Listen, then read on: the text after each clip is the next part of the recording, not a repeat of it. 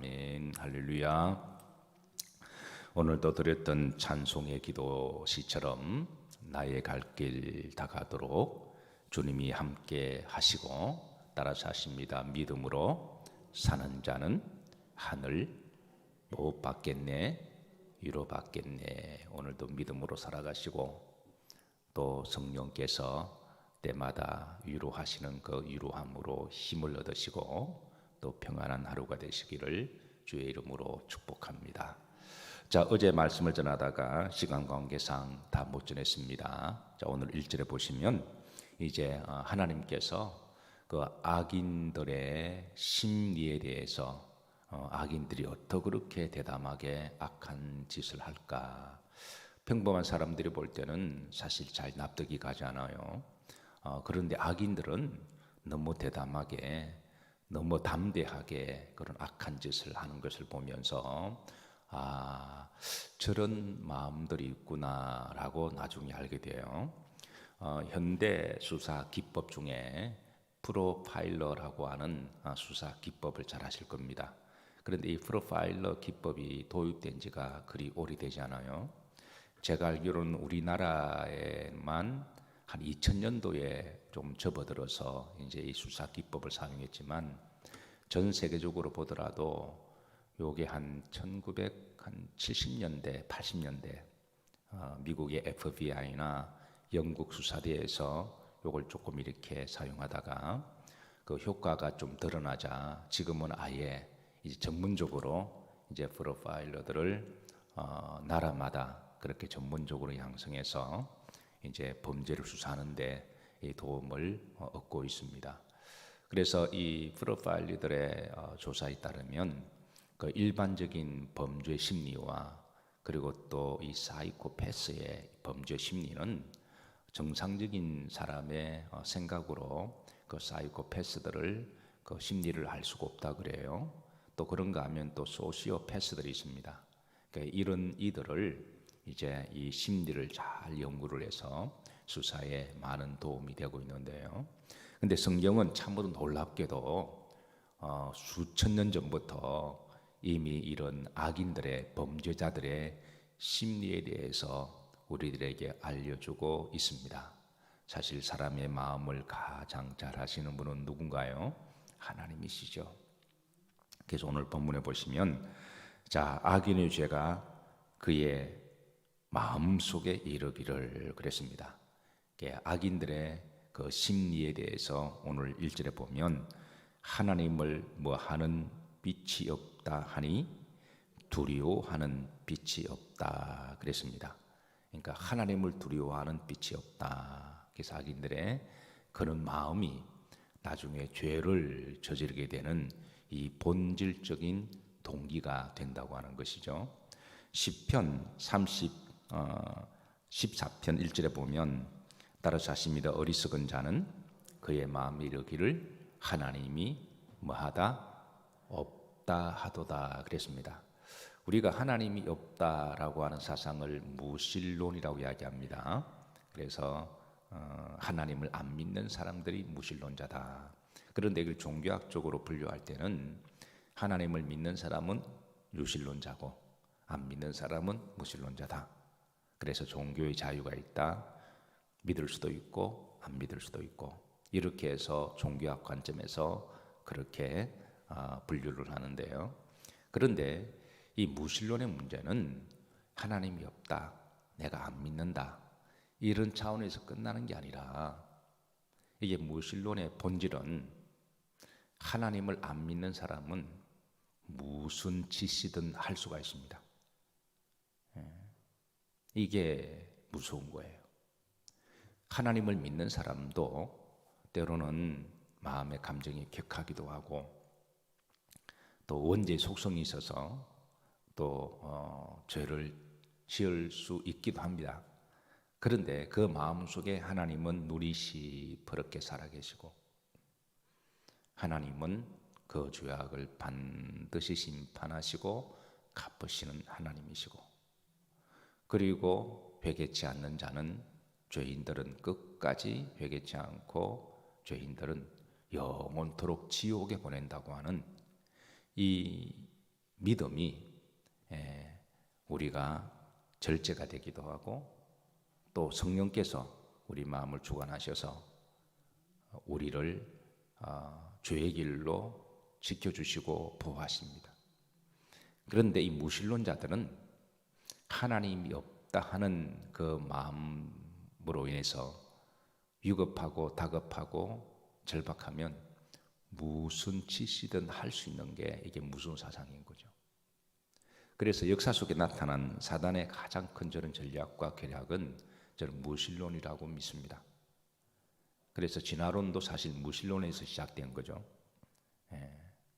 그래서 하나님이 없다라고 하는 것은 사실은 굉장한 위험한 사상입니다. 그래서 이 악인들의 심리의 첫 번째는 하나님을 두려움이 없다. 왜? 하나님이 없다라고 생각하니까. 그러니까 무슨 짓이든 할 수가 있다고 하는 거예요. 사랑하는 성도 여러분, 하나님은 눈이 시퍼렇게 살아계시고 감찰하시고 통찰하시는 하나님이세요. 자, 두 번째 이 악인들의 심리입니다. 2절에 보면 그가 스스로 뭐 하기를 자랑하기를, 그 자랑의 내용이 뭐냐면 자기의 죄악은 뭐 하지 아니하고 드러나지 아니하고 아무도 모른다고 생각하는 거예요. 그래서 죄인들이 대담하게 담대하게 악한 짓들을 합니다. 왜? 아무도 모를 거라고 생각하기 때문에. 그러고 나서 뭐함을 받지도 아니하리라, 미워함을 남으로부터 종절을 받지 아니하리라. 왜냐하면 아무도 모른다고 생각하기 때문에 그렇습니다. 그런데 그 죄는 아무도 모르는 게 아니라 일단은 죄 짓는 본인은 알잖아요. 자신 속에 있는 영도 알고 양심도 알아서 그 양심이 계속해서 너는 죄인이다, 너는 악한 사람이다 계속 정죄를 하기 때문에, 그래서 죄가 많은 사람일수록 자존감이 굉장히 약합니다. 아무리 세상에 권력을 쥐고 또 세상적으로 성공하고 많은 물질의 부를 누리고 탐욕을 가져서 모든 것을 다 가져간다고 할지라도, 그래서 죄인들은 굉장히 자존감이 약한 것은 그 속에서 자신의 죄에 의한 히스토리를 자기가 다 알잖아요. 그 죄가 그 속에 있는 양심과 영이 너는 죄인이다, 용서하시고 들으세요, 너는 인간 쓰레기다, 너는 악한 놈이다, 너는 나쁜 놈이다, 이게 스스로 정죄하기 때문에 그 죄인들이 굉장히 자존감이 약해요. 그래서 죄인들에게 자존심을 상하는 말을, 행동을 하면 굉장히 분노합니다. 의인들의 축복 중에 하나가요, 의인들은 자존감이 건강합니다. 왜냐하면 물질이 많든 적든 간에 선하게 착하게 믿음으로 살아가기 때문에. 그래서 우리가 선하게 착하게 믿음으로 살아가면 내 속에 있는 양심과 영이 우리를 축복하고 우리에 대해서 건강하게 그렇게 존귀하게 여기거든요. 그래서 하나님이 죄인들에게 주는 벌 중에 하나가 불안이라고 한다면 의인들에게 주는 축복이 평안입니다. 여러분, 오늘 하루도 여러분의 마음이 평안하시기를 주의 이름으로 축복합니다. 죄를 지으면 아무도 모르는 게 아니라 일단 자신의 양심이 안다 그랬죠. 그런데 마귀도 알아요. 마귀도 압니다. 그래서 가만히 지켜봤다가 결정적인 순간에 그 죄가 드러나게 해서 온 세상 사람들이 다 알게 하고 패가 망신하게 만듭니다. 우리가 청문회를 보면 그런 것들이 드러나잖아요. 청문회가 하기 전까지는 꽤 괜찮은 사람인 줄 알았는데 저 사람이 대통령도 하면 될 것 같다 생각했는데, 그런데 청문회를 통해서 하나하나 드러나게 되면 어떻게 저런 인간이 저렇게 고위공직이 되고 장관이 되고 대통령까지 해먹으려고 그러느냐. 완전히 도둑놈 같은 사람이거든요. 그래서 나중에 낙마가 되잖아요. 만약 그런 일이 없었다면 아마 집안에 장관이 나왔다는 둥, 그렇게 해서 얼마나 큰 소리치고 떵떵거리며 살았을까요? 그래서 죄는 반드시 때가 되면 드러납니다. 그래서 악한 영이 가만히 지켜보고 있다가 때가 되면 결정적인 순간에 드러나게 해서 패가 망신하게 만드는 거죠. 그리고 저희는 마지막으로 하나님이 다 지켜보고 계십니다. 그래서 악인들이 아무도 모를 거다. 그거는 지만의 생각이고 지만의 착각입니다. 때가 되면 반드시 하나님이 드러나게 하시고 행한 대로 갚으시는 하나님이십니다.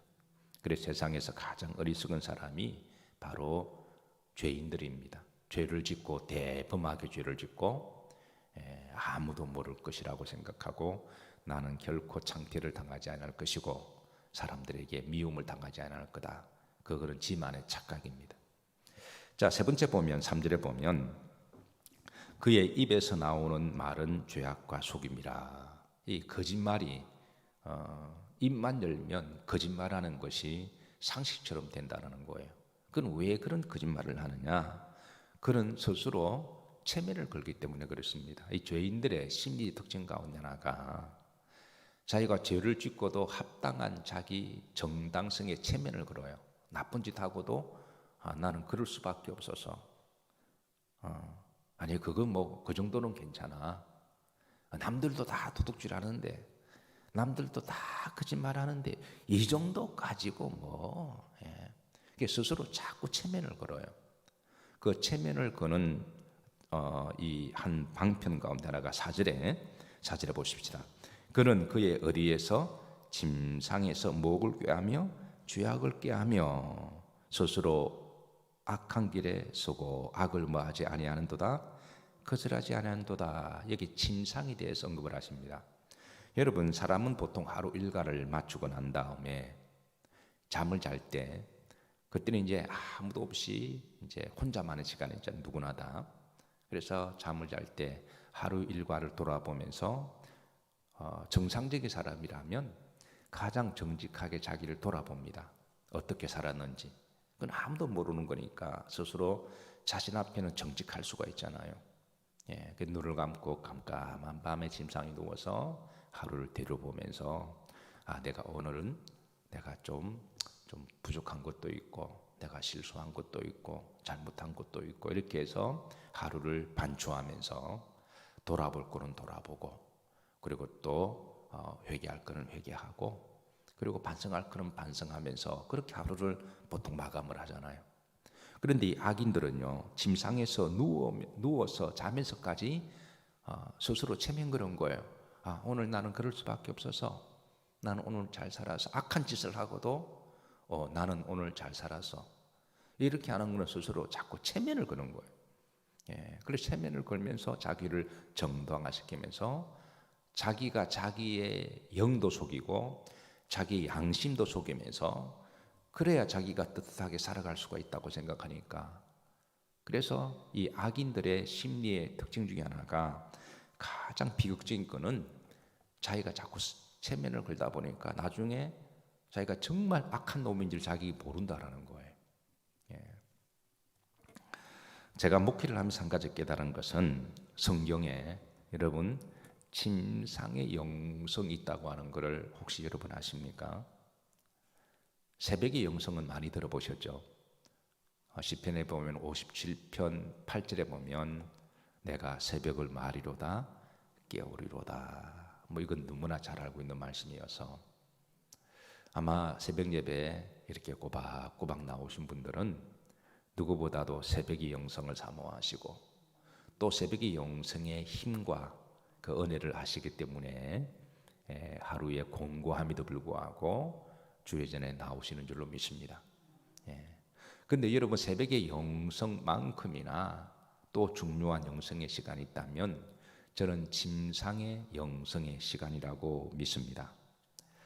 하루 일과를 마치고 잠자리에 누웠을 때 그 시간에 눈을 감고 잠을 청할 때에 하루를 반추하고 돌아보면서 가장 정직하게 하루를 평가하고 그리고 또 회개하고 또 돌이킬 수 있는 시간이 바로 그 잠자는 시간이 아닐까요? 그래서 성경에 보면 이 새벽의 침상의 영성으로 그 영성이 더욱더 깊어지고 그랬던 대표적인 사람이 바로 다윗인데요. 시편 4편 4절에 보면 자 너희는 떨며 뭐하지 말지어다 범죄하지 말지어다 자리에 누워 심중에 말하고 잠잠할지어다. 하루를 돌이켜보면서 새벽의 첫 시간은 하나님께서 오늘도 거룩한 마음을 주시고 또 육신적으로 힘을 주옵시고 거룩한 생각과 오늘 발걸음을 인도하옵시고 믿음으로 살아가게 하옵소서. 그렇게 준비하는 시간이잖아요. 그리고 하루를 열심으로 살았습니다. 그런데 믿음으로 열심히 살았다고 해서 그리고 완벽하게 사는 것은 아니니까 돌이켜보니까 실수도 하고 예상치 못한 일을 당했습니다. 그럼 하루를 잘 마감해야 되잖아요. 분을 품어도 죄를 짓지 말고 마귀가 틈을 타지 못하도록 하라 그랬으니까, 그래서 분을 품고 잠을 청하거나 불안과 불신을 가지고 하루를 마감하면 안 되는 거니까, 그래서 저는 이제 주중 예배 중에 수요 예배 같은 경우는 하루 일과를 잘 열심히 살고 마감하고 저녁을 수요 예배로 잘 마감하고 집으로 돌아가서 이제 하루를 정리하는 것은 수요 예배 저녁만의 저는 축복이라고 믿습니다.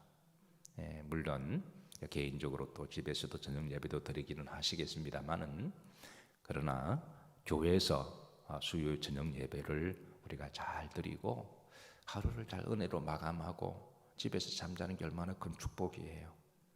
그래서 성경에는 이제 우리가 분을 품을 수도 있고 실수와 죄를 할 수도 있는데 그걸 가지고 그걸 품고 잠을 자지 말고 마귀로 틈을 타지 못하게 하라는 것이죠.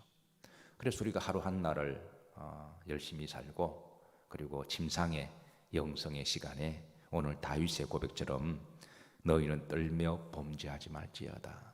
혹 오늘 내가 범죄를 했는지 정직하게 자신을 점검하고 심중에 누워 말하고 잠잠할지어다. 심중에 누워서 하나님께 다 고백하는 거예요. 그러면서 하나님이 우리에게 말씀하는 그 소리를 묵상하고 들으면서 회개할 건 회개하고 그렇게 하루를 잘 마감하는 게 여러분 복입니다. 요즘 현대인들이 이 핸드폰, 스마트폰을 잘 사용하면서 사실 잠자는 순간까지 그냥 눈을 뻘겋게 해서 유튜브 보고 그렇게 하면서 잠을 자는 것도 조금 지양해야 되지 않을까. 그래서 그렇게 눈이 뻘겋게 해서 그리고 유튜브 속에 머리가 복잡하게 그렇게 자면 그 밤새도록 그 머리가 그쪽으로 두뇌가 막 돌아서 잠자면서도 얼마나 피곤할까. 악몽도 꾸기도 하고 그런데 잠자기 전에 모든 것을 다 내려놓고 오늘 다윗의 침상의 영성처럼 하루를 돌아보고 기도로 마감하고, 그리고 제가 늘 자주 강조하지만 성경을 묵상하고 암송하는 게 최고입니다. 성경을 암송하면서 계속 그거를 머릿속에서 그렇게 하는 게 여러분 하나님이 그 사랑하시는 자에게 뭘 주시도다? 잠을 주시도다. 자, 시편 6편 6절입니다. 자, 내가 탄식함으로 피곤하여 밤마다 눈물로 내 침상을 띄우며. 여러분 잘 아시죠? 다윗이 어떻게 하다 보니까 실수를 했어요. 우리아를 죽이고 바세바를 범했습니다. 그런데 그가 성전에서도 눈물을 흘려 했지만 침상의 영성에서도 잠자면서도 침대에서도 하나님께 눈물을 띄우며 기도했고, 이런 그의 침상의 영성이 다윗의 믿음을 더 성숙하게 더 영성을 깊게 만들어서 믿음으로 살아가게 했다고 하는 것이죠. 마태복음 6장 33절에도 주님께서 이렇게 말씀하십니다. 내일 일을 위하여 염려하지 말라. 내일 일은 내일 염려할 것이요 한날 괴로움은 그날이 뭐하다? 족하다. 그러시면서 하루를 마감할 때 그렇게 믿음으로 한번 잘 점검해보고 그리고 이제 하나님께 다시 이렇게 잘 마무리하는 것, 바로 그것이 이제 바로 침상의 영성인데, 근데 악인들은 잠자는 순간까지도 나쁜 생각을 계속하는 거예요. 내가 좀 더 돈을 벌 수가 있었는데, 내가 좀 더 사기칠 수가 있었는데, 내가 좀 더 악하게 계획을 그러니까 이게 완전히 이게 악인들의 심리고 이게 악인들을 더 악하게 만드는 비극이라고 하는 것이죠. 말씀 정리합니다. 사랑하는 성도 여러분, 세상의 가장 큰 복이 선하고 착하게 믿음으로 사는 것임을 믿으시길 바랍니다. 악하게 살고 악인들이 한순간 형통하는 것을 우리 믿는 사람들 하나님은 절대 부러워하지 마라 그럽니다.